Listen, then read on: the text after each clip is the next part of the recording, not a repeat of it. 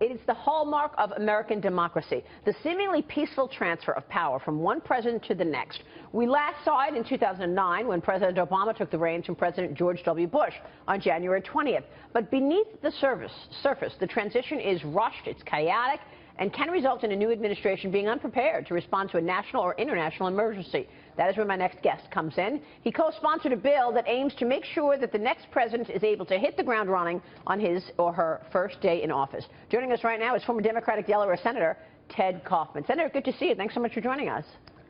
Good to see you, Maria. How does the transition take place? First, take us behind the curtain, if you will, to tell us how this transition takes place, and how do you make it seamless and a positive transition for the new person coming in? Right. Well, I got interested in this in 2008. I was on the Obama-Biden transition team, and from the period starting about August, there was an underground transition movement that was put together because all the campaigns had to go underground because they didn't want to look like they were measuring the drapes for the White House and overconfidence. So the whole up through 2008, until Election Day, there was no transition that you could see on the surface. And then you've got basically 70 days in which to make a transition from one administration to another administration. And in this area, as you said so well, national security and other concerns, you just can't do it in 70 days. So what I did when I was a senator is I put in a bill, and I got a co-sponsor, George Voinovich. I got a bunch of folks in Washington, like Ed Gillespie, who ran the Republican ticket for governor and was chairman of the Republican National Committee, and we got Donna Brazile, who's a prominent Democrat, and we passed a bill that basically said transition is going to start the day after the candidates are picked.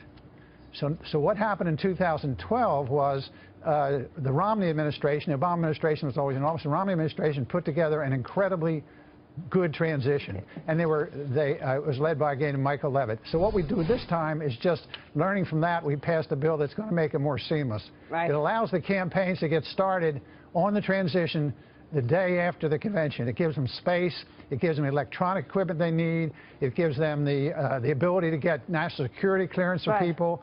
It assigns the administration things to do in order to make it go smoothly. So that makes a lot of sense, actually. Has a transition then already begun, knowing that we don't know the candidate on the other side, but has the Obama administration begun to put things in place, getting ready for the incoming? Absolutely. Yeah. Oh, absolutely. The bill we passed, that we just recently passed, that was named for me and Michael Levitt, the former governor of Utah, who's also serving the administration, basically says that the administration has to put in place transition teams in every one of the departments. They have to have a head of the transition.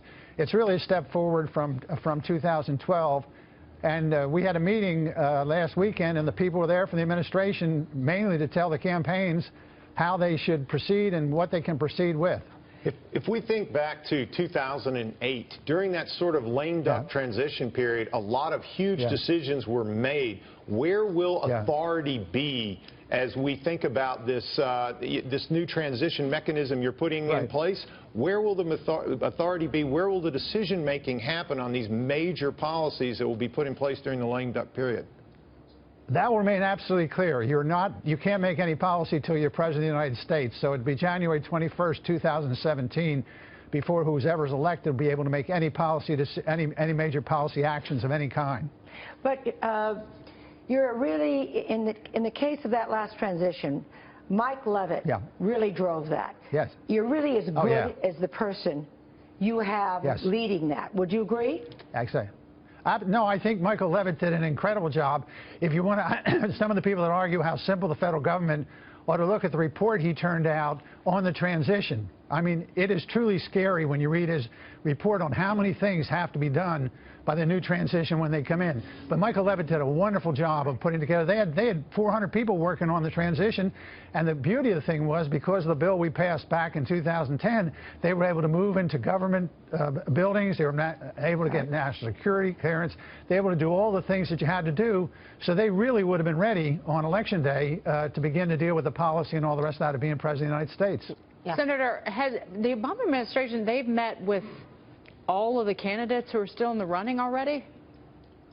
No, they put that in place. The meeting we had, it's too early now, but this meeting we had 2 weeks ago up in New York, all the different campaigns were represented. There were major officials from the Obama administration represented. Michael Levitt was there. Clay Johnson, who was the head of personnel in the Bush administration. Josh Bowen, who was chief of staff in the Bush administration. Lisa Brown, who was big in the Clinton administration and also in the Obama administration, were there. And really, we sat down and knocked out what each one of the campaigns should begin to be doing. Mm-hmm.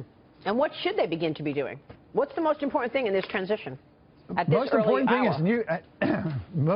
thing in this thing is you put your finger on it. Find a Michael Levitt to run your transition. Okay. Clearly, having the right person to go in there and be able to do it. And the Obama administration, I mean, one of the things that George W. Bush has to get incredible credit for, they ran an incredible transition. Chip Bowen and Clay Johnson and those folks just did an incredible job, and the Obama administration has absolutely committed from top to bottom to try to do even better than the George W. Bush administration. Yeah, that's interesting. One of the nicest things about this, think about it, this is a piece of legislation that goes into campaigns and transition, and it passed the House and Senate.